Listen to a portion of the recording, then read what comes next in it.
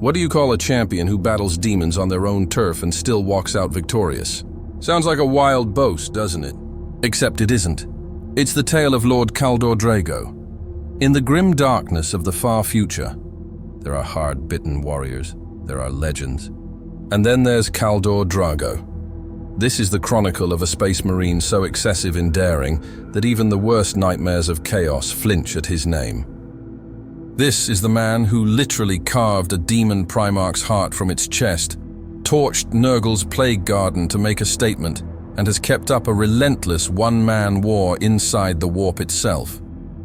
If that doesn't make him a top-tier badass in Warhammer 40K lore, what would? Let's rewind for a second. Who is Kaldor Draigo exactly? Put simply, Lord Kaldor Draigo is the Supreme Grandmaster of the Grey Knight Space Marine chapter, the secretive demon-hunting arm of the Adeptus Artis. As a Grey Knight, he bears the Emperor's own gene seed. The Grey Knights were created in secrecy, using the Emperor's genetic template, which likely explains Draigo's unmatched resistance to corruption. Translation: his everyday business is being Demon Slayer-in-Chief. But Draigo isn't just any chapter master. He's a living myth, a solitary terror to the servants of chaos. The catch? He's been absent from real space for more than a century, battling across the hellscape of chaos. Somehow he still appears when mankind most needs him, only to vanish once more. His story is so outrageous that, if it weren't officially recorded in the law, codices, novels, and the rest, you'd assume it was fan fiction. It isn't. It's magnificent. Our narrative begins on Akrilum in 799 and 41, where Draigo first chiseled his legend into history. Akrilum, an imperial world, was drowning beneath a colossal demonic incursion. Picture an entire host of warp-born horrors commanded by a fearsome demon prince named Makar the Reborn. This wasn't some small cult flare-up. It was a full-scale invasion that threatened to saturate not just Akrilum, but the surrounding sector as well. When things get that dire, the Imperium has a single answer: the Grey Knights. The chapter's third brotherhood deployed to Akrilum, backed by 9 Astra Militarum regiments and reinforced by companies from other Space Marine chapters, the Flesh Tears and Astral Knights among them. It was total war against Hell's legions. Among the Grey Knights descending onto Akrilum was a young battle brother by the name of Kaldor Draigo. The fight for Akram was apocalyptic. Warp storms shredded the skies, and the ground convulsed with corruption. Against an endless tide of gibbering lesser demons and nightmare constructs, the Imperial line buckled. The Grey Knights recognized they had to strike at the head. In a daring gambit, they spearheaded a direct assault on Makar's warp fortress, a blasphemous citadel throbbing with unholy power. In the chaos, bolter fire raging, chainsword engines howling, banishment litanies roaring, one Grey Knight stood apart, brother Kaldor Draigo. At the heart of the onslaught, Draigo faced Makar the Reborn in single combat. The duel was savage. Makar, a demon prince, towered like a horned titan wreathed in warp flame. He had already smashed through squads of veteran guardsmen and even Artis. Yet this green-gray knight, then just rank and file, stood toe-to-toe with the abomination. Steel clashed with talon, warp fire collided with psychic might. With a decisive stroke, Draigo delivered the killing blow that banished Makar back into the Immaterium. With their master's physical vessel destroyed, the demonic legion on Arkham faltered, and the Grey Knights and their allies cleansed the field. Makar, however, didn't depart quietly. As his essence was dragged shrieking into the warp, he spent his last malice cursing the mortal who had laid him low. Through the lingering rent in reality, Makar's voice spat, "Victory is yours this day, mortal. But know that if ever you set foot upon this world again, you and all who follow you shall walk with damnation for 10 millennia. Yikes, peak sore loser theatrics. In short, come back here and you and your brothers are doomed for 10,000 years. In that moment, Draigo might have brushed it off as a dying demon's spite. Spoiler, that curse will matter later. But for now, Akrilum was secure, and Draigo's role in the salvation didn't pass unnoticed. For delivering the final strike on Makar and swinging the battle on Akrilum, Kaldor Draigo was instantly elevated to Justicar, the Grey Knight term for a squad leader. It was the first of many promotions. Imagine it, one day a line trooper, the next a celebrated hero of the chapter. Draigo's ascent had begun. In Grey Knight's lore, only Janus, one of the founding Grand Masters from the Horus Heresy era, had feats to rival what Draigo achieved that day.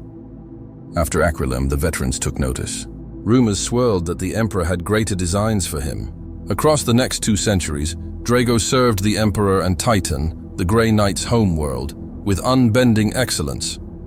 He fought through dozens of demon-purging campaigns, amassing honors unmatched by any Grey Knight, perhaps with the sole exception of Grandmaster Janis. His list of triumphs was already chapter legend. He waged countless clandestine wars against chaos, snuffing out demonic outbreaks, dueling greater demons, and advancing where no other Imperial forces could tread. On the dead world of Heloth's Prime, for example, he led a strike team that banished the Keeper of Secrets, Ulri Kael, in single combat before its corruption could flood an entire subsector. On another occasion, in the ice caverns under the moon of Taliskar, Draigo held off a greater demon of Tintinich entirely alone, buying enough time for his brothers to complete a banishment rite. The sigils carved into his armor during that clash are said to remain as battle scars. He purged cursed space hulks swarming with warp spawn, shattered cultist summoning rites on distant hive worlds, and even shielded the precincts around the Golden Throne on Terra during a minor demonic breach, an episode so classified that most never learned it occurred. Each victory added to his renown. By the late 900s, M41, Brother Draigo bore titles like Purifier of Hyloths, Bane of the Keeper, and Warden of the Black Moon, epithets earned through relentless service and impossible fights. There were few in the chapter who hadn't heard of his deeds. More than a handful of fellow Grey Knights quietly suspected he'd one day sit among the chapter's High Council as a Grandmaster, though none imagined the cataclysm that would force that future into the present. Fast forward to 9001 M41. A calamity was ripping across the galaxy. The Daemon Primarch Mortarion, yes, the actual Primarch of the Death Guard Traitor Legion, now a greater demon of Nurgle, had unleashed a grotesque terror campaign through Imperial space. World after world collapsed into plague-choked charnel houses under Mortarion's plague war. Entire populations died gagging in horror. Mortarion isn't some garden variety fiend.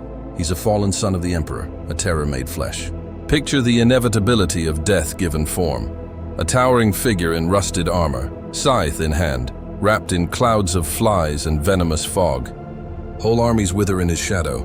By the time the Grey Knights fully rallied, he had already devastated dozens of sectors. The chapter's supreme Grandmaster then, an ancient hero named Giron Tan, chose the planet Cornavin as the place to draw a line.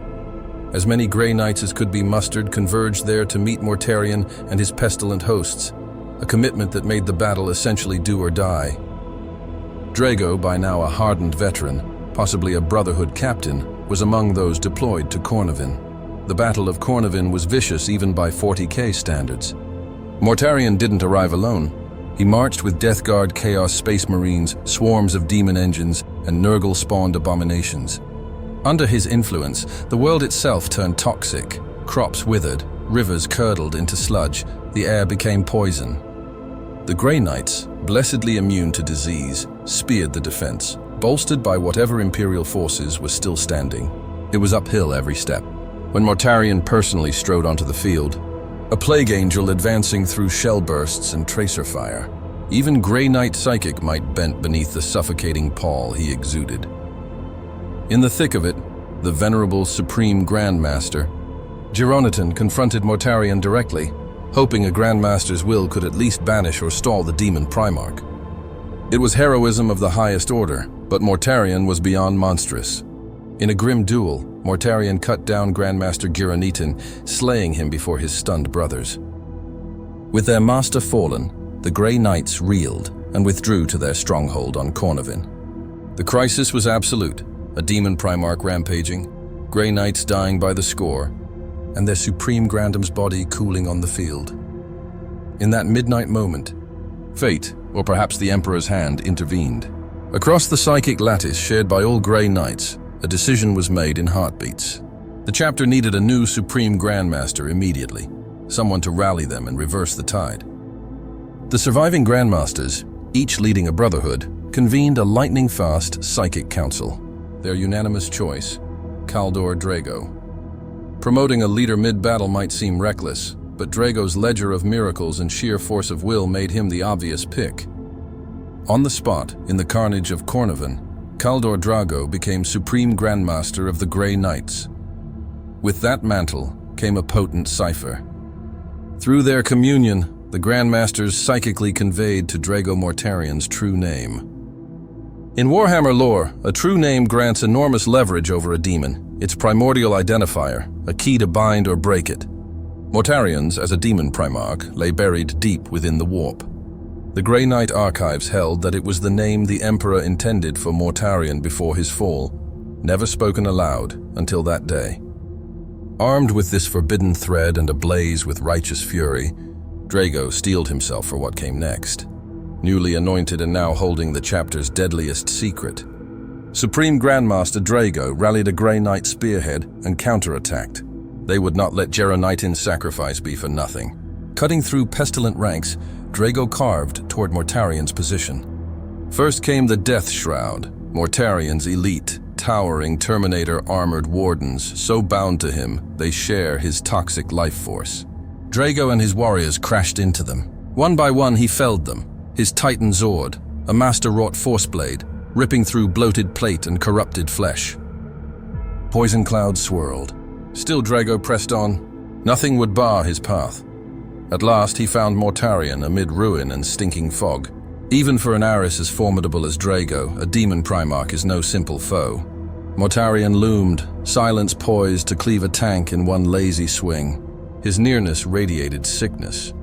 Armor paint blistered. Lesser men would have retched themselves empty merely standing there. Draigo was pushed to the edge. Scythe met blade, sorcery crashed against psychic might, and at first, Mortarion had the upper hand. Draigo fought like a storm, pouring every benediction he knew into each parry, but the Death Lord's strength was unholy and relentless. Corrosive filth pitted Draigo's plate. Exhaustion clawed at his limbs. Mortarion leaned in, victory sour on his breath. As silence swept again, Mortarion's voice thundered through his rebreather. "You are nothing, Grey Knight." "Rot and die like all mortals," Draigo's teeth clenched. "I am the Emperor's sword," he answered, force blade sparking as it caught the scythe. "And his sword does not break." Sparks fountained. Mortarion's hollow laugh rolled out. "I'll drown your chapter in filth and make you watch them die one by one." He drove the taunt home, trying to gnaw at Draigo's spirit. Draigo answered with will. He surged, countering hard, refusing to give ground, but Mortarion was cunning with centuries of malice. A sudden turn of the haft slammed the scythe's pommel into Draigo's breastplate, staggering him. The great blade scythed in and struck, cracking his cuirass and forcing him to one knee. Draigo was a heartbeat from defeat, armor buckling, lungs burning. Mortarion loomed for the final arc.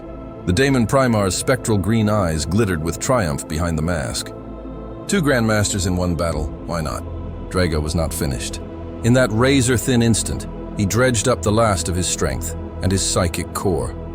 A brilliant lance of Emperor-given light ripped from him, slamming Mortarion in the faceplate. The giant reeled, guard down for a breath. Draigo seized it, surging from his knee with a roar, and spoke Mortarion's true name. The result was immediate and catastrophic.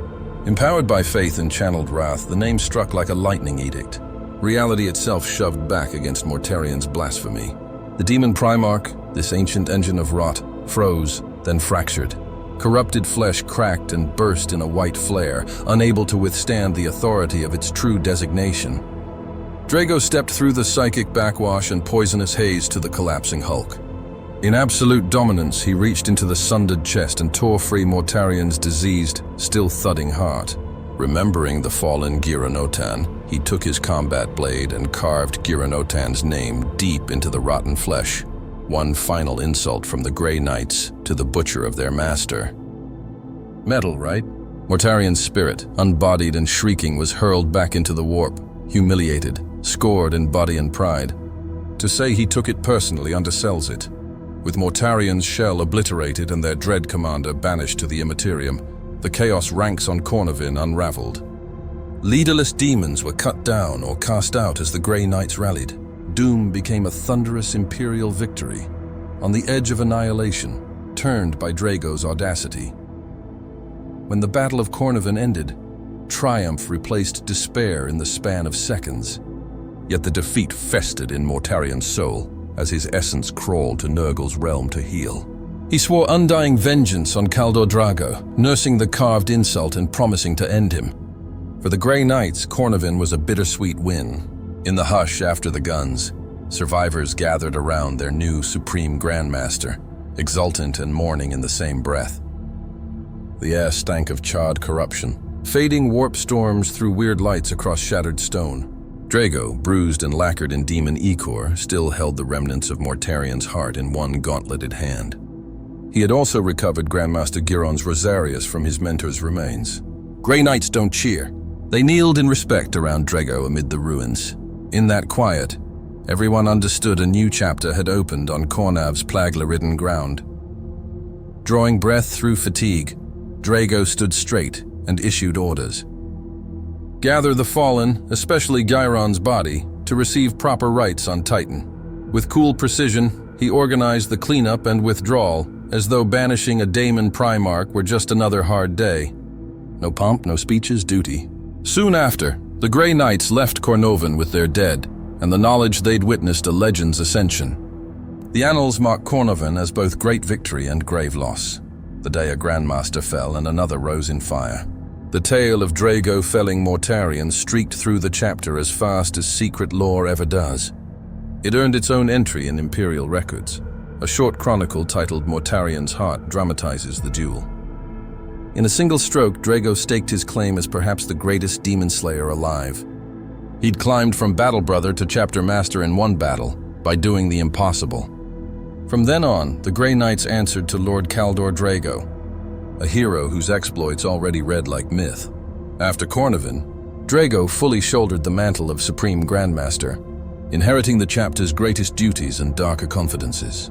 You might think things would ease after a spike that steep. Not a chance. He led the chapter through many more campaigns, one of the most famous around 96041, the notorious Pandora's campaign. War exploded on Pythos in the Pandarax system. Abdon the Despoiler, the big bad of chaos, struck to unseal an ancient warp gate called the Damnation Cache. Buried under Pythos since the Horus Heresy, that portal could disgorge limitless demons into the sector if opened. A true hellmouth. The entire Dark Angels chapter, yes, all of them, under Supreme Grandmaster Azrael, answered Pythos's cry. With them came a Grey Knights brotherhood from Titan, led in person by Supreme Grandmaster Draigo. He understood just how dire the Damnation Cache was. Only the Grey Knights kept its existence in sealed records. He had no intention of letting Abdon turn Pythos into a demon fountain. Pride met pride. Getting the Dark Angels to mesh with the equally proud Grey Knights was frictional. Azrael bristled at outsiders marching into his war and handing out marching orders. Draigo, for his part, invoked an ancient oath the Dark Angels owed the Grey Knights for old aid, calling in the Unforgiven Ode. Azrael was not thrilled at being honor-bound, borderline blackmailed. Rumor even whispers that when they first met on Pythos, Azrael snapped at Draigo's insistence and things got heated. Some claim Draigo slugged him in private when the Dark Angel balked at the plan. If it happened, it's buried in classified margins. Suffice it to say, Draigo will knock sense into an ally if he must. Ultimately, Draigo unveiled just enough secret knowledge, perhaps a hint of the Dark Angel's own buried sins, to convince Azrael the Grey Knight's urgency was real. Azrael agreed grudgingly. The Dark Angels would commit their whole chapter to sealing the Pandorax gate if Azrael kept operational command. Draigo didn't care about egos. He cared about winning, so a rare alliance formed. Both chapters hurled their full weight into Pandarax. The campaign was colossal. One of the largest space clashes since the Gothic War saw the Imperial Navy and the Dark Angels' mobile fortress, the Rock, trade broadsides with Abdon's Black Legion. On the ground, Pythos's boiling jungles and shattered hives drowned in vicious fighting. Draigo and his Grey Knights punched through the Chaos blockade in orbit. With battle fleet Demeters, support and made planetfall shoulder to shoulder. With the Dark Angels, Pythos itself twisted as the portal yawned. Skies turned blood red, gravity stuttered, reality hiccuped. Jungles mutated into obscene forests of flesh while demons spilled like a flood. It was the sort of war Grey Knights are born for, and the kind everyone else runs from. Through it all, Draigo kept his head and his plan. At first, Azrael pushed to prioritize evacuations and fortifying strongpoints, the sane instinct of a chapter master. Draigo countered. Nothing mattered except sealing the damnation cache. They argued, Azrael's duty to protect lives versus Draigo's certainty that if the rift stayed open, no one would live anyway. Necessity decided it. Relentless assaults forced Azrael to concede, strike the source or die trying. The Imperials launched a two-pronged blow. One force held enclaves of survivors to split the enemy's focus. An elite spear, Grey Knight's 5th Brotherhood and the Dark Angel's 1st Company, drove straight for the damnation cache beneath Pythos' primary hive. Attica. Once the call was made, the Emperor's wrath fell. The Dark Angels and Grey Knights leveled Attica from orbit in minutes, spires collapsing into dust. Then came the descent. Drop pods, Thunderhawks, the full chapter on the ground, with Grey Knight Terminators teleporting at the fore. The fighting was apocalyptic. Companies of space marines dueling tides of demons under a sky ripped open by warp storms, the earth heaving like a wounded beast. Draigo was everywhere at once, Stormbolter barking, Titan Zord singing as he drove the thrust toward the caverns. One Pandorax anecdote captures his focus. When elements of the Guard wanted to fortify a line against a demon flood, Draigo ordered them to blow their own defenses to carve a shortcut to the cache. Azrael called it madness. Draigo snapped back, "Madness would be letting this damned portal spew hell while we play defense. Follow me or stay out of my way." Not a gentle diplomat, our Draigo, but effective. The Dark Angels, seeing the steel in it, or maybe remembering Lionel Johnson's boldness, followed. Together, they battered through to the vault. Deep beneath Pythos, in a cyclopean cavern, they reached the damnation cache, just as it yawned like the maw of some antique god. An endless torrent of warp abominations poured through. Draigo and his Grey Knights started the sealing rite at once, forming a psychic circle under brutal fire. As his brothers intoned litanies and raised a warding dome, Draigo strode to the brink, sword raised high with banishment runes burning. Naturally, it wasn't going to be easy.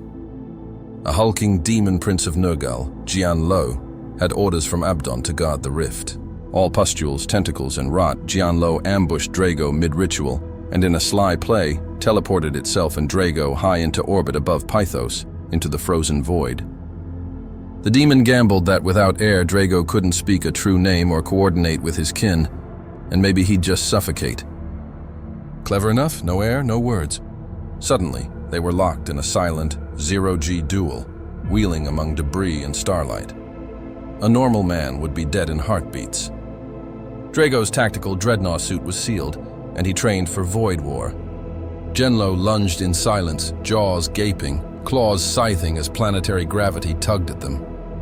Draigo lit his Nemesis Force sword, its edge shimmering even in vacuum, and met the charge. Their struggle was a soundless, brutal ballet against a cold galaxy. Janlo tried to crush Draigo in coils. He tore free. It spat noxious warp bile, which spattered uselessly off armor without air to carry it. The sight must have been unreal. A Grey Knight and a swollen greater demon tumbling, trading blows with no sound but the stars. To Draigo, it was just another puzzle to solve. No footing, no voice, only instinct and fury. Gianlo's rusted cleaver swept. Draigo twisted, the blade vanishing into the dark. A burst from his Storm Shield's jets closed the gap. One savage upward cut split the demon's thick neck. The stroke took Gianlo's head clean off. Globules of ichor bobbed free and boiled off. Gianlo's grotesque head drifted away, eyes wide, assuming it had eyes, while its corpulent form came apart, unraveling without the rift to feed it.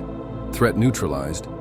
The Grey Knights yanked Draigo back into the caverns in a flash of light. He dropped into the melee as if he'd never left, ready to finish it. With the Dark Angels, their librarians, and his Brotherhood psychers, Draigo completed the rite to close the damnation cache. At the edge of the raging warp seam, he thundered passages from the Grey Knight's Liberus, Book of Banishment. His force blade bit into stone as an anchor, and his will poured out to nail reality back in place. The portal shrank, then imploded with a thundercrack, sealed again, as it had been for millennia before Abdon meddled. The Pandora's incursion was crushed. Abaddon's grand design collapsed as his troops on Pythos were slain or fled. The cost was steep. Pythos was left tainted, half ruined, but an entire sector escaped a demonic flood. Draigo's leadership and personal heroics were linchpins. He even moved to recover one of the Grey Knight's ancient paragons, Grandmaster Epimetheus, whose stasis capsule Abdon tried to steal in the chaos. Abdon snatched Epimetheus at the last instant, a dark footnote that enraged the chapter. Draigo swore to take their founding Grandmaster back from Abaddon's hands. Still, the Imperium held the field. When the guns cooled, Draigo didn't linger for praise. Grey Knights rarely do. They and the Dark Angels peeled off, the latter likely grumbling about secrets skirting exposure under Draigo's gaze. But that's another story. Pandora was another mark on Draigo's tally. By now, no one could call him a one-hit wonder from Cornovan. He kept doing the impossible, and yet the most defining chapter of Draigo's saga was about to open on a grim note.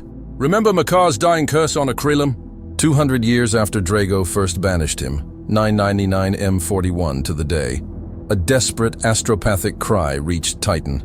Akrilum was under demonic assault again. Alarms went off in Draigo's mind. This had to be Makar reborn, seeking vengeance and cashing that ancient threat. Sure enough, Akrilum burned, and Makar the Reborn led the charge from a warp rift on the surface. It wasn't just an invasion. It was a challenge, aimed squarely at Draigo.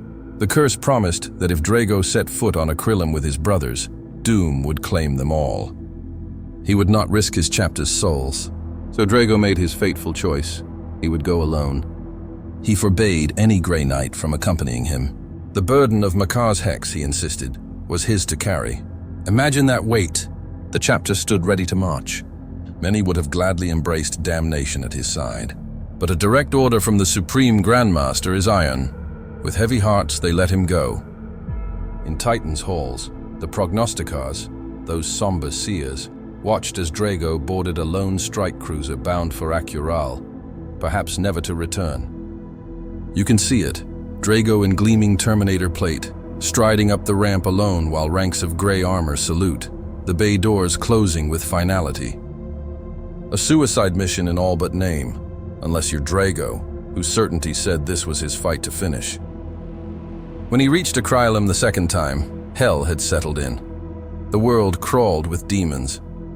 Makar had indeed returned, thirsting for retribution, and the planet was a trap baited for Draigo. The sky cracked with warp lightning, daylight smothered under unnatural night. The land festered, crawling with gibbering horrors. Imperial Guard units on the planet were in full route, clinging to a few last bastions. Imagine their shock when a single gay knight walked into their lines.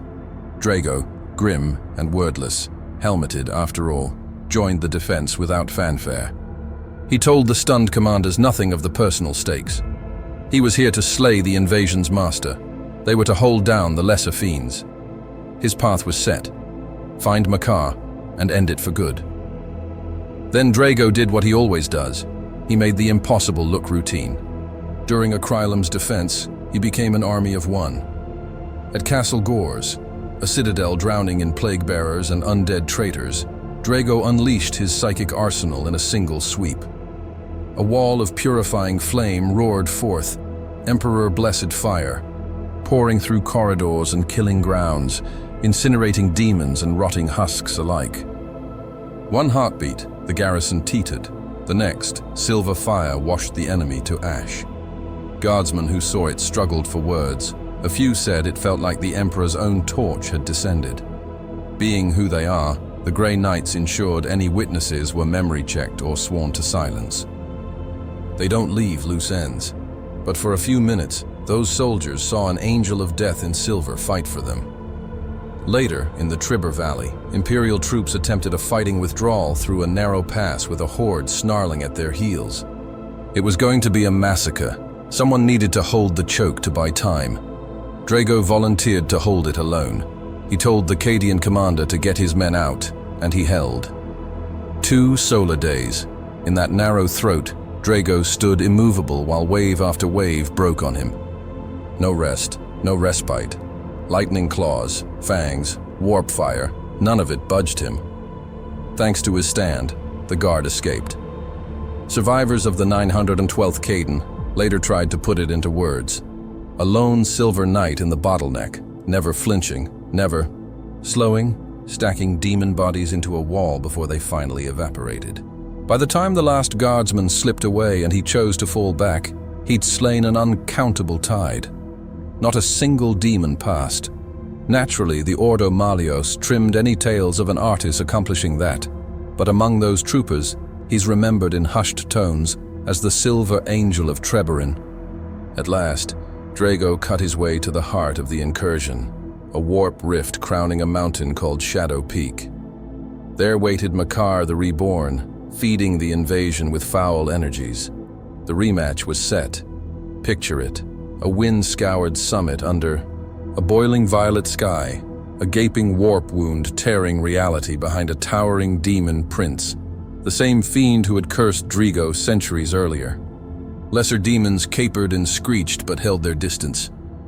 This duel belonged to their master and the Grey Knight alone. As Draigo climbed, Makar no doubt greeted him with glee, all venom and mockery. "I've waited for you, Draigo. Did you think you'd escape damnation?" He taunted that Draigo had delivered himself to fated ruin. Draigo spared no breath on quips. Maybe he murmured a hatred litany, locking his mind into iron. Then steel met claw, and war began. Makar, drawing strength from the rift at his back, was more terrible than before, nearly invincible there and then. Warp lightning hammered down, a hell-forged blade scythed with meteor force. Physics buckled, rocks levitated, ground fissured, gravity stammered. Draigo charged anyway. He called sanctifying flame again and again, wrapping Makar in purging fire.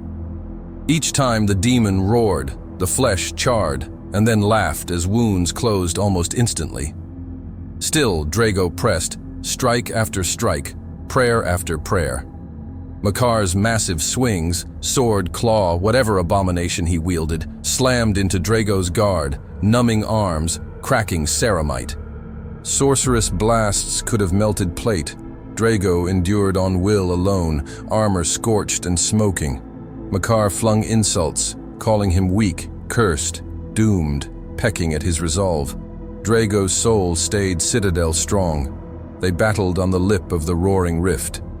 After a brutal struggle, Makar finally caught a sliver of advantage. With a triumphant howl, he chopped down in a colossal blow. Draigo raised his blade to meet it, and Makar's strike shattered the Nemesis Force sword in half, snapping the edge mid-length. The impact hurled Draigo to the stone, his weapon ruined, body screaming under the pressure. Makar plunged his crackling demon blade into Draigo's torso, punching through armor and flesh and driving him to one knee, a grim echo of Mortarian's duel. The demon prince cackled, seeing victory at last. He drew back to finish the job and complete the curse. "Now you die, mortal, and your chapter with you." You can hear the gloat. And still, Draigo refused to die. On the edge of collapse, he surged. A broken sword is still a weapon. Gripping the hilt and jagged half-blade with both hands, Draigo rammed the shattered edge straight into Makar's chest, pouring every drop of psychic power and stubborn will through the thrust. The gambit worked. The splintered blade punched through warped hide and pierced the foul heart. For the second time, Kaldor Draigo slew Makar the Reborn. It wasn't pretty. Makar convulsed, the hulking form coming apart as a psychic shockwave rolled out. The warp rift feeding him began to fail. With the demon's last breath, the portal over Shadow Peak started to collapse in on itself. A howling gale tore reality back into place. Across Akram, demons lost their anchors and winked out. The day was saved, at a terrible cost. In the death throes of his banishment, spiteful to the end, Makar reached with a massive claw, seized Draigo by the throat, and hurled himself and Draigo into the imploding warp gate. The Grey Knight had no chance to resist. In an instant, Makar and Draigo were swallowed by the churning vortex and blinked out of Akaralam. The warp tear snapped shut behind them like a coffin lid. Only silence remained on the summit. and a handful of stunned Imperial guardsmen who'd seen the finale. Those poor souls could barely grasp it, and likely had their memories scrubbed later. Kaldor Draigo was simply gone. In that moment, the Supreme Grandmaster was hurled into the realm of chaos, body and spirit. To any witness, he'd made the ultimate sacrifice, the demon destroyed, Akralam saved, and he himself dragged into hell for it. A bittersweet triumph. Makar's curse had unfolded in a twisted way. Akralam escaped damnation, but Draigo, and all who followed him, which in this case meant only him, would tread with damnation for 10 millennia. In short, if the hex held, Draigo was now marooned in the warp for thousands of years. For an ordinary hero, this is where the tale would end, in death or endless torment. But Draigo was never ordinary. His legend was about to get even more unhinged. Thus began the most unbelievable arc of his saga, exile in the warp, the very dominion of chaos.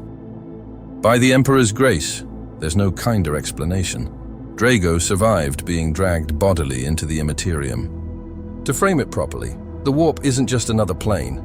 It's raw lunacy made manifest, the home ground of the dark gods, an infinite, shifting nightmare where reality bends and only the uncanny truly exists. Mortals who wander there usually meet endings worse than death. Instant madness, souls devoured, or mutation into shrieking spawn. Yet Draigo, through iron discipline and the warding etched into his plate, hit that impossibility and did not break. Lesser men, indeed most Space Marines, would have been shattered by the constant psychic din and twisted vistas. Draigo's mind locked down like steel, faith and drill forming an unyielding cage. For uncounted years, time and distance have no rules there. This became Draigo's life, a solitary crusade without borders.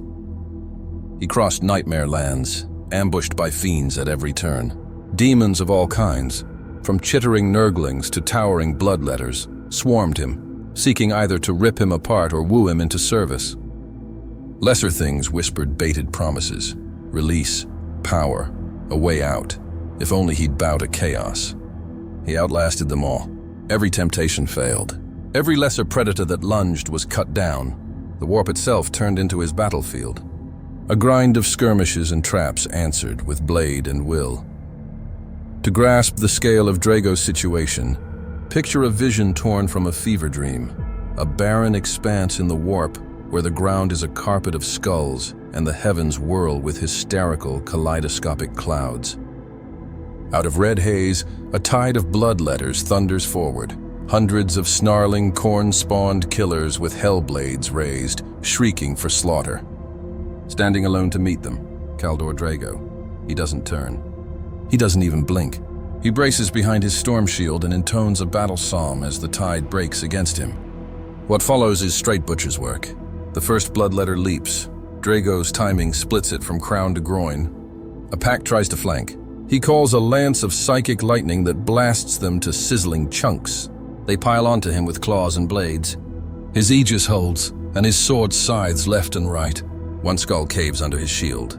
Another body is chopped at the waist. Minutes later, the ground around him is carpeted with dissolving demon remains, no bloodletter left upright. Draigo stands amid the wreckage, catching breath. Not a documented incident per se, but encounters like that must have repeated endlessly in his sojourn. No witnesses, no support, just him against an army of nightmares, and he wins, because that is what he does.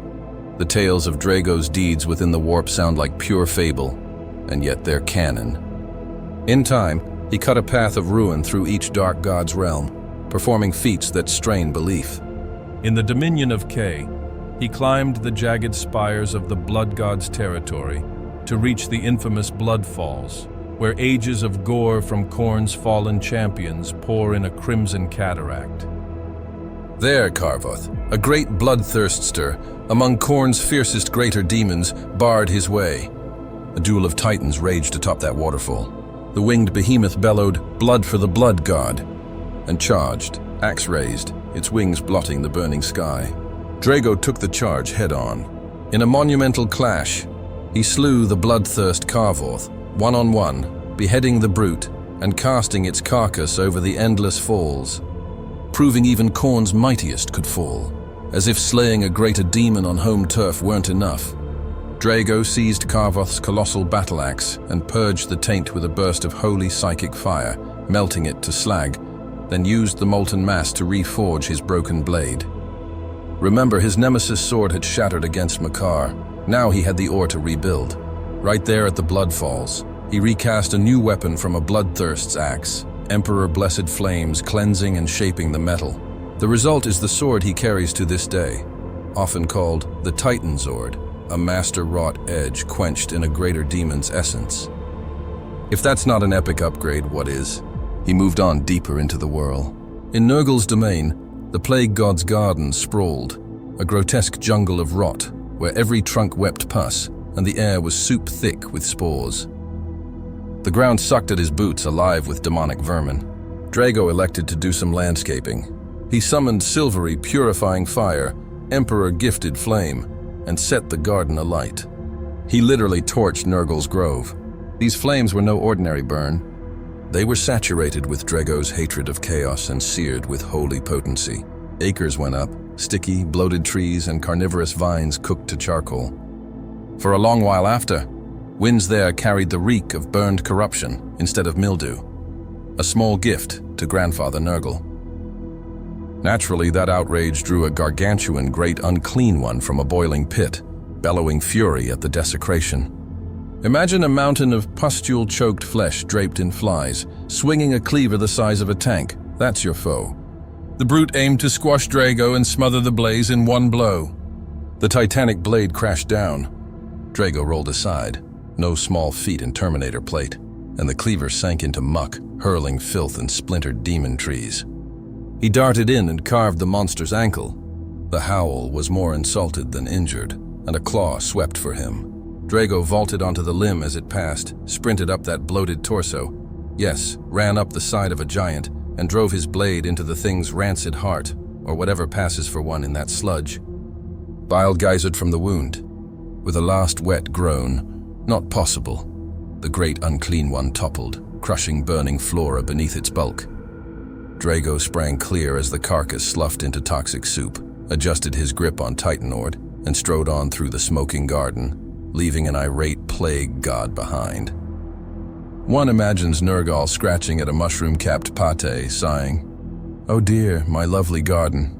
Next came Slaaneish's realm, the dark prince of excess. The world shifted to whispering meadows, unnervingly beautiful fields of shimmering hues, scented air that intoxicated, with every sound a seduction. This is a domain tuned to coax travelers into dropping their guard.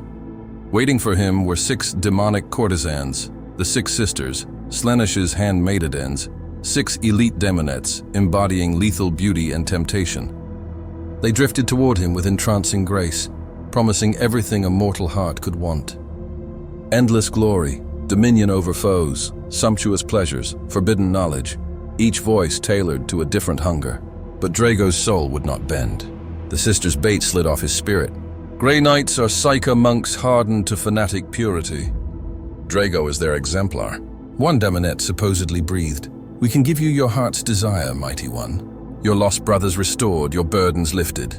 Just say yes." Draigo's answer was a sword stroke mid-sentence, cutting the creature clean in half. "My heart's desire is to see you all banished," he said, flat as winter. Seduction spent, the 6 hissed and lunged with razor claws. What followed wasn't a duel so much as a purgation. Draigo scattered their remains across Slaaneish's alabaster grass. One by one, allure gave way to shock as his blade parted heads from bodies. The meadow drank their ichor, briefly. In the warp, everything dissolves and reforms. The Prince of Pleasure was unlikely to applaud. Then came Tinchi's turn, the changer of ways, master of sorcery and lies. Through fractal vistas and impossible angles, Draigo reached the fabled inevitable city, Ci's grand bastion in the warp. There, architecture itself deceives. Streets rewrite themselves behind you. Any door might lead elsewhere. At the gate, the Lord of Change Maken, greater demon of Tinch whom Draigo had crossed in the Pandarax War, appeared. Instead of claws first, it tried terms. Knowing brute force hadn't fared well for peers, it gambled on guile. Makachin offered a bargain, a path home. In a booming, many-toned voice, slick with cunning, It said something like, "Mortal, you have proven entertaining. I offer you what you seek most, a way out of this realm. Turn back and I shall open a door to send you home to real space." A gift from Tzeentch. Perhaps it conjured an image, Titan's gates, Terra's light, to wrench the heart a beat. Maybe Draigo did feel that ache to return, to see a natural sky. Any mortal would, but he smelled the trap at once. To accept a boon from a demon is to invite corruption or chains. His reply was simple, no. Or more cutting, "I'll find my own way home, deceiver." He would take no gift from chaos. With parley ended, Draigo attacked. He resolved to pull the entire house of cards down. He smashed the inevitable city itself, pouring will and strength into rending the place apart. Sword strokes and psychic blasts toppled towers. Streets heaved. A shrieking flock of pink horrors swarmed, hurling warp fire. Draigo dashed through the color storm, shield high. Multi-hued flames splashed across his aegis, singing the litanies etched there, and he kept coming. He split the first pink horror. Naturally, each half became a blue one. He stamped those cacklers out with methodical contempt. Another horror vomited magenta flame that swallowed his cloak. He answered with a point-blank stormbolter burst that blew it into smoking slime. Around him, enchanted spires crashed. Macon rallied what it could and faced Draigo in the central plaza, only for the Grey Knight's demolition to trigger a catastrophic collapse that buried Makashin beneath its own falling city.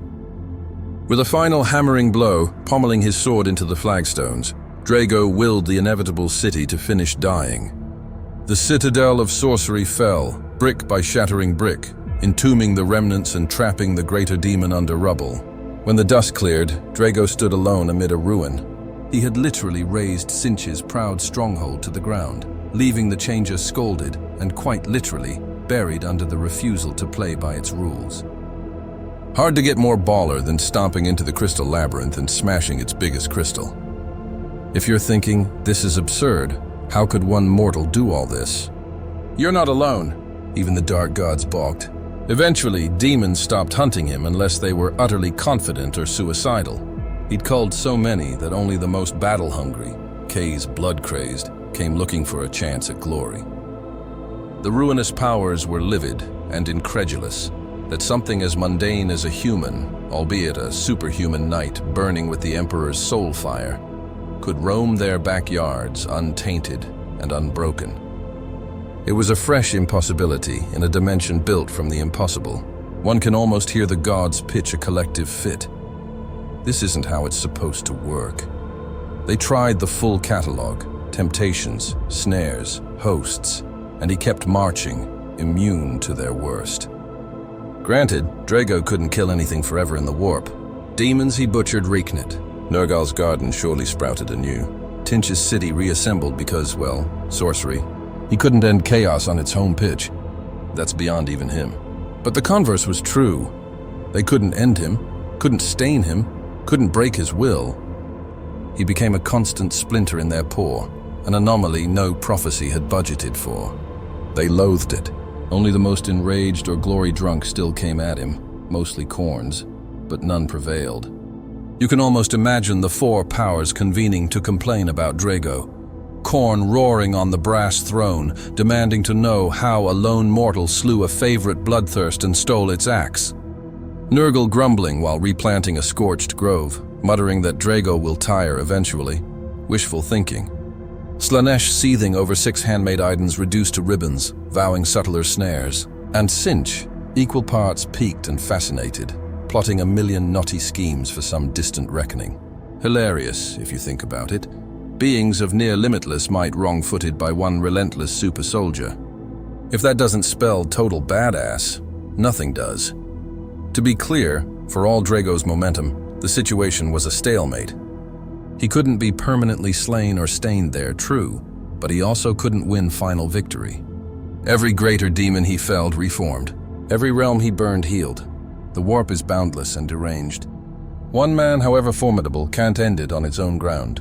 So his eternal war raged without finish. That was the curse. Fight forever in hell. Stay true. Never seal it shut. Now and then, though, the Materium and warp grazed each other just so, and Draigo was spat back into real space for a blink. One early case was the cleansing of Jostro.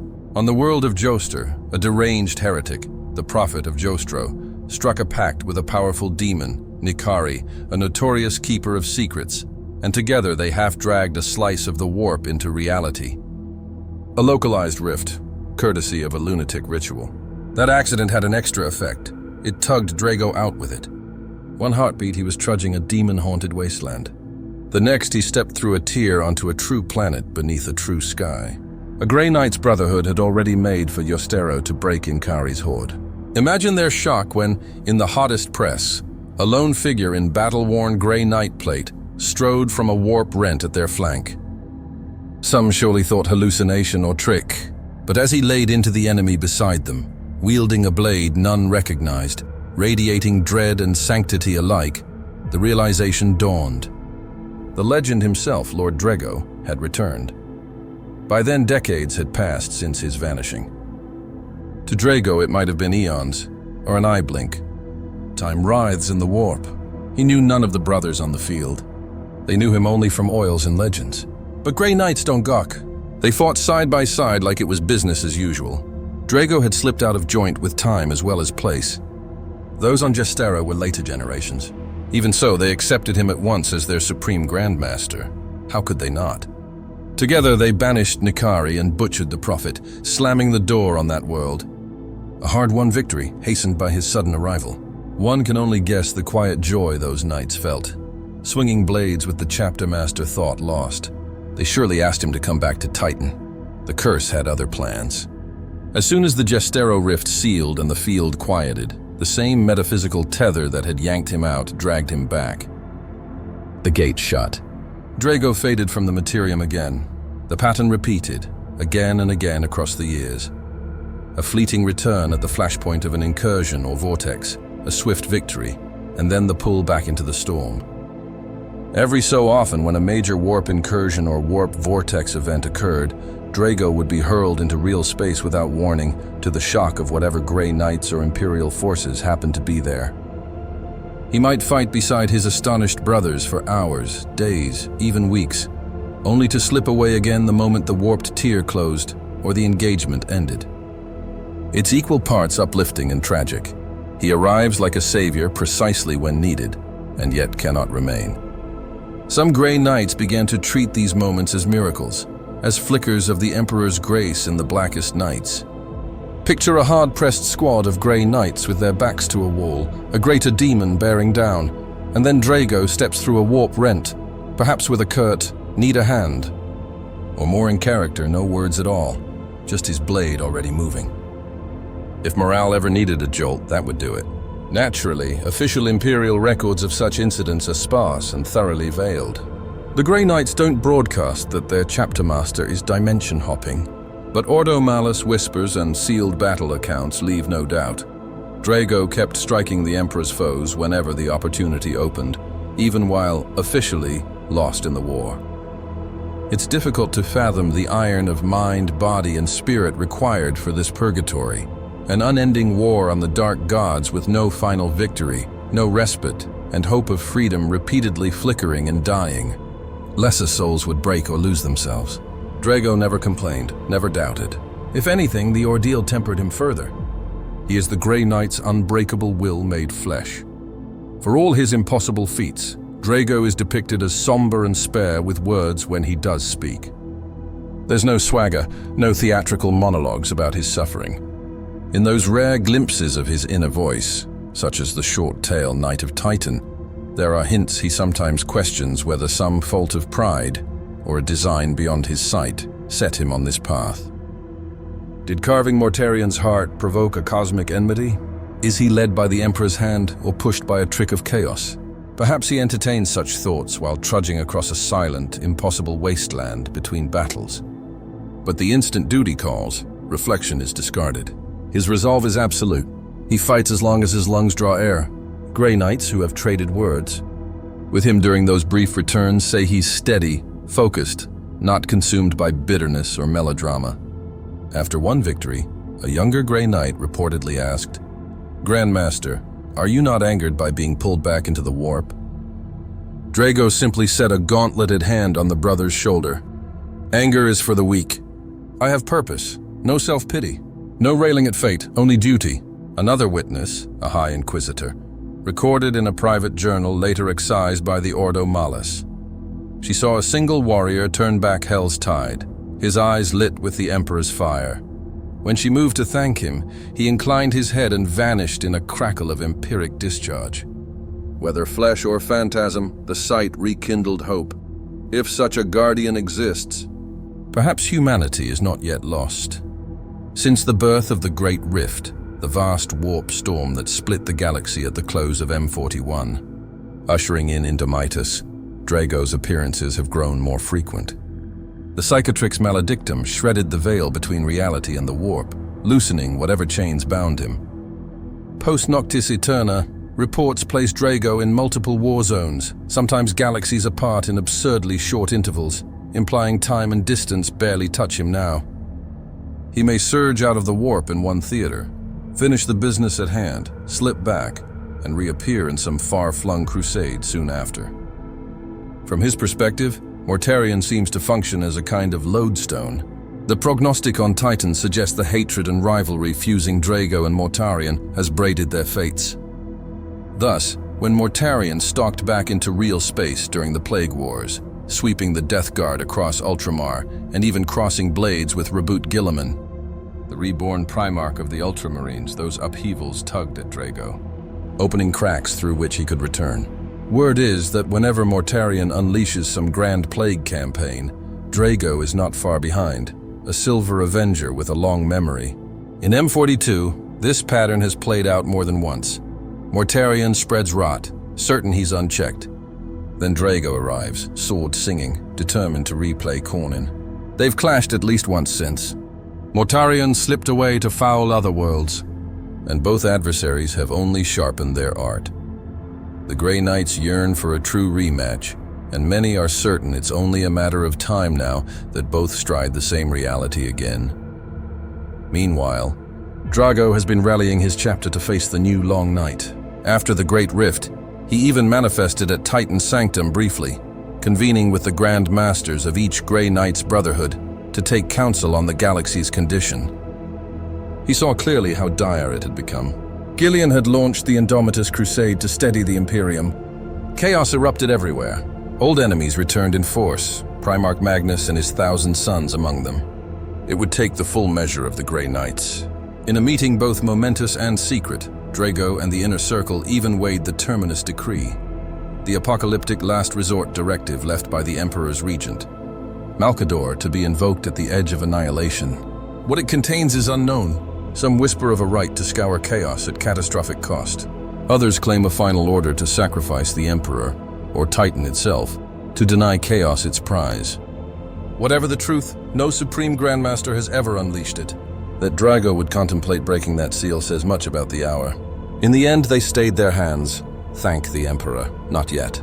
But the mere debate shows Draigo will stare down even the chapter's ultimate secrets if that's what it takes to shield mankind. A quick lore aside, the Terminus Decree resides in a physical vault or device entrusted to Janus, the Grey Knight's first Grandmaster by Malkar the Sigillite. Only a Supreme Grandmaster can awaken it. Rumor ranges from the Emperor's final instruction to end him and raise terror rather than let chaos take him, to a literal doomsday working, some virulent weapon against demonic essence. It is the chapter's dead man's switch, should the Imperium face the final swallow of chaos. That Draigo has pondered it marks our times as truly perilous. During an especially hair-raising thrust into the 1,000 Suns domain, the assault on Sortiarius, the war upon the planet of the sorcerers during the Psychic Awakening, Draigo again arrived on cue. The Grey Knights, shoulder to shoulder with elements of the Dark Angels, those two keep crossing paths in Draigo's saga, launched a strike on Sortiarius to wreck Magnus the Red's grand working. Sortiarius is a demon world, Magnus's home turf, where reality ripples in ways only Tinch smiles upon. Loyalists bled time and direction in crystalline corridors of witchcraft. Formations drifted, plans unraveled. Then Draigo appeared. Who better to shepherd an army through hell than the man who's made it his bivouac? Under Draigo's lead, the spearhead punched through to the ritual's heart, while allied forces tied up the 1,000 Suns.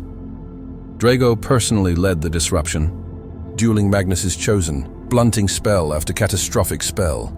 Picture Magnus unleashing a multicolored lance of unmaking at Dark Angel's lines, and Draigo stepping into its path, warded shield, dispersing it like mist. Later, the Dark Angel's librarians admitted without Draigo's intervention, they'd have been hopelessly outclassed by that sorcerous hurricane. In the end, Magnus's gambit failed. The Crimson King withdrew, thwarted. As the Imperials extracted from that demon realm, witnesses say Draigo lingered, locking eyes with Magnus across the killing field, a wordless promise to settle things, and then faded back into the warp. It's as if he's working down a ledger of nightmares. Mortarion, check. Magnus, check. Who's next? Angeron's returned to the stage as well. One wonders if Draigo will test his edge there in time. For all of it, one of the strangest truths about Draigo's legend is how few in the Imperium will ever know it. The Grey Knights are a secret order. Their wars are buried. If a guardsman glimpses a Grey Knight, his memories may be purged, his tongue sworn or, grim truth, his life taken to seal silence. So Kaldor Draigo is an unsung champion to the masses. No statues on Macragay, no choir hymns in the ecclesiarchy. The average Imperial has never heard the words Grey Knight, much less the tale of one fighting gods in their nests. Tell a hive worker a lone space marine stalks the warp, clashing with deities, and they'll call you mad or heretic. Draigo fights without any thought of accolades. He does it because it's his calling.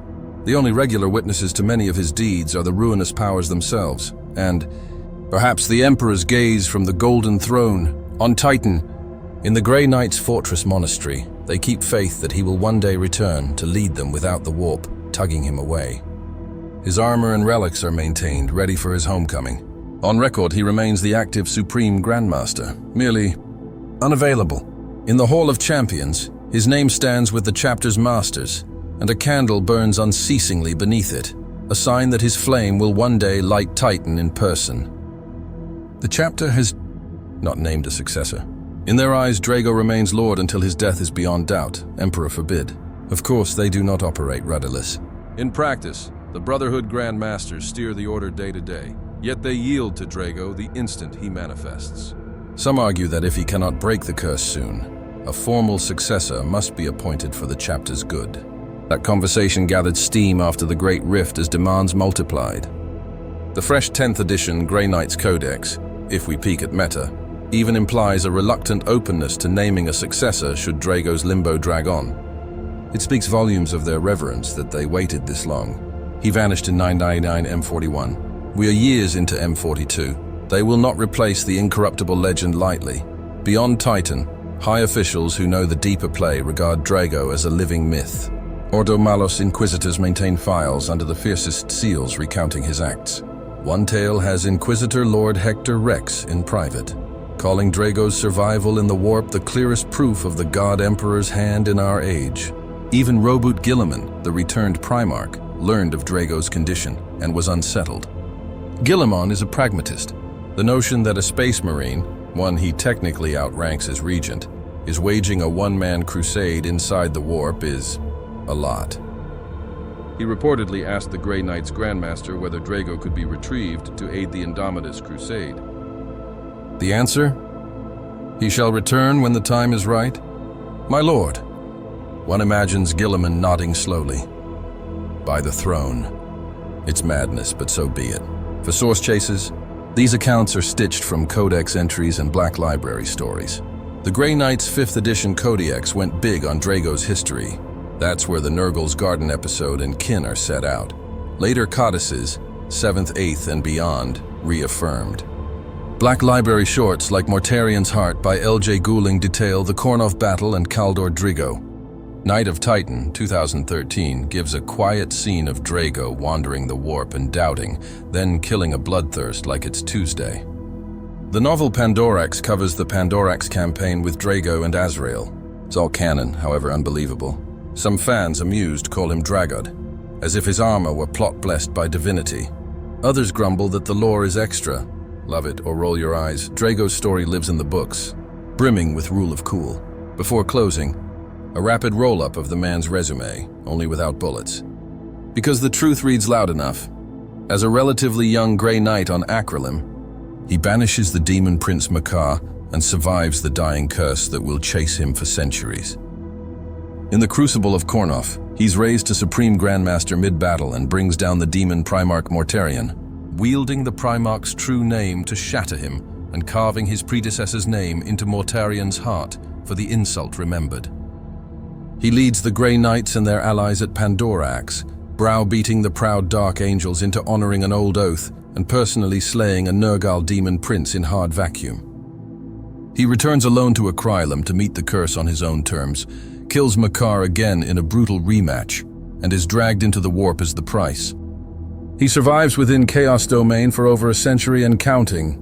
Without support, a near unheard of feat, slays the great bloodthirst Karvoth, reforges his sword from its axe, sets Nurgle's garden ablaze, cuts down Slanesh's 6 handmade Idens, topples Tinch's proudest fortress, and entombs a Lord of Change, never tainted, never granting the dark gods a clean win. Again and again, he flickers back into real space at crisis points to rescue Grey Knight strike forces or break hideous incursions, even aiding against the Demon Primarch Magnus the Red and other heavyweights, only to fade as the warp reasserts its claim.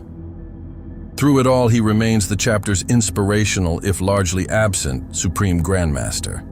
The Grey Knights guard his place, convinced he will return in truth, and a prophecy whispers that in humanity's bleakest hour, Draigo will step from the warp for good to lead the last victorious stand. Consider that, ledger. If that isn't the profile of a 40K uber badass, what is? And none of it is exaggeration. These beats are printed in the lore. An excerpt attributed to Inquisitor Alva's journal captures the essence. A lone artist in ancient, scorched silver steps from a rift above Pavonus Secundus, wades into the diamond storm like an avenger, turns the tide in minutes. When thanks is offered, he inclines his helm, eyes glowing, and vanishes in a snap of empiric power. Only later does the truth land. The Grey Knights guard secrets, but even within the Ordo Malus, the name Lord Kaldor Draigo carries weight. If one man can hold back Hell's legions, even for an instant, perhaps there is hope. When all is tallied, the most striking thing his saga proves is what it means. He is evidence that even in the most lightless scenarios, even literally stranded in hell, unyielding faith and courage can prevail, at least at the scale of a single indomitable will. In the nightmare of the 41st and now 42nd millennium, where gods and monsters treat mankind as sport, one man essentially said, "No, not on my watch." Reality itself seemed to bend around his refusal to bow. That is as inspiring as 40K gets. There is an old whisper among the Grey Knights. When the Imperium faces its uttermost midnight and hope lies dead, Kaldor Draigo will return from chaos for good. On that day, he will lead the Grey Knights and all the Emperor's servants in a final battle that ends in victory. Maybe it's myth, maybe it's faith. The Grey Knights believe it.